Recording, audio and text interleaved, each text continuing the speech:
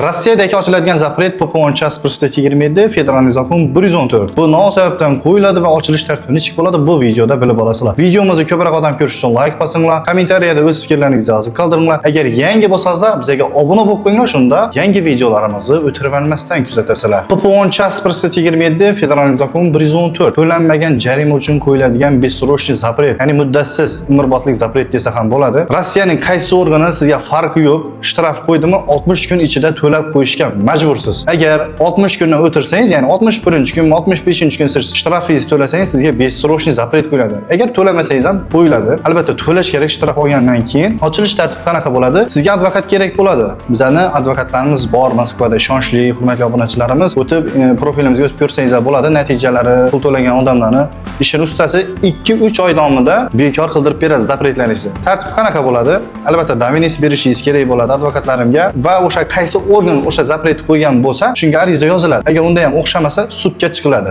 Sud orqali bekor qilib beriladi. Agar organdan bitmasa. Bizga Telegramdan yozsangiz, ko'rib beramiz. Oldin pasportingizni tekshirish kerak. Shunda aniq bo'ladi, zapretingiz ochiladimi yoki yo'q. Bizning ofisimiz Xorazm viloyati Urganch shahrida, Urduni ko'chasida, Ma'rifatchilar 76 desangiz, lokatsiyada chiqadi. Al-Kuwait degan binoda joylashgan. Telegramdan yozsangiz, operator qizlarimiz sizlarga lokatsiya tashab beradi. Albatta ikkita pasport bilan kelsangiz bo'ladi, ochiladigan bo'lsa. Va bizda aviachiptalar ham, aviabiletlarni xarid qilsangiz bo'ladi.